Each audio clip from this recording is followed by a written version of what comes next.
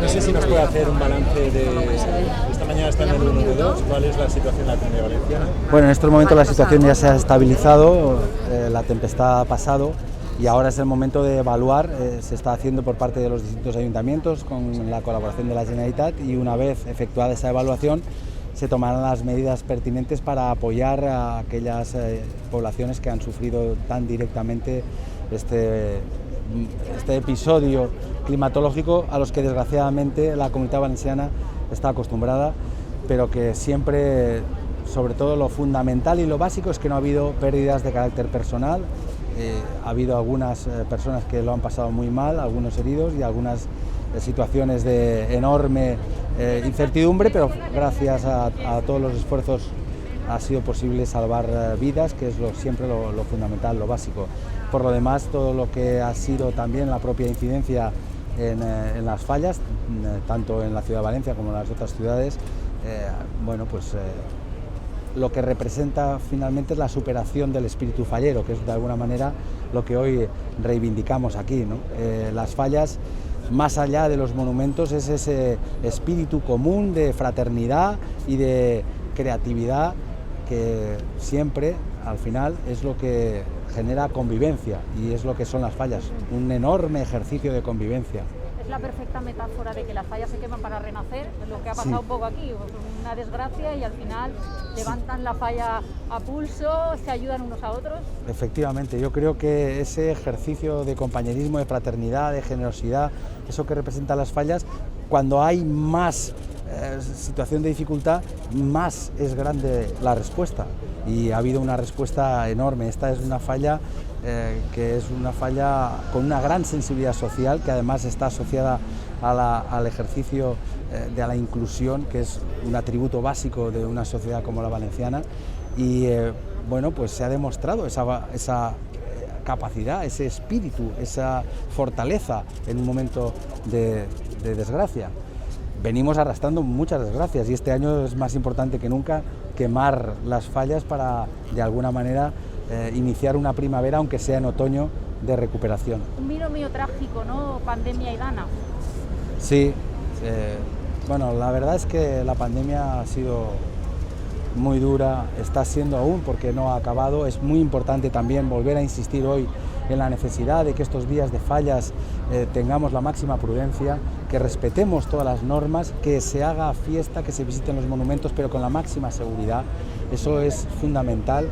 Estamos estabilizando la pandemia, estamos en un momento ya claramente de aceleración de la vacunación. Hay que tener en cuenta que ya el 76% de toda la sociedad valenciana está vacunada, que más del 88% han recibido la primera vacuna, y esto es lo que nos va a ayudar a definitivamente superar la pandemia, pero el virus está ahí aún y tenemos que ser más prudentes y más corresponsables que nunca. La sociedad valenciana en esta pandemia ha demostrado una corresponsabilidad enorme, y gracias a ellos hemos minimizado en la medida de lo posible el efecto de la pandemia, que ha sido terrible. Ahora necesitamos también, con las fallas, quemar todo lo que ha sido este mal sueño, esta pesadilla enorme que es la pandemia. ¿Nos puede adelantar algo de lo que va a pasar a partir del martes que viene en desescalada? Bueno, el lunes tendremos la reunión de la Comisión Interdepartamental y a partir de ese momento tomaremos decisiones. Hay que ser muy prudentes, porque, como ya decía, los datos de vacunación son muy positivos, que es el gran activo que tenemos.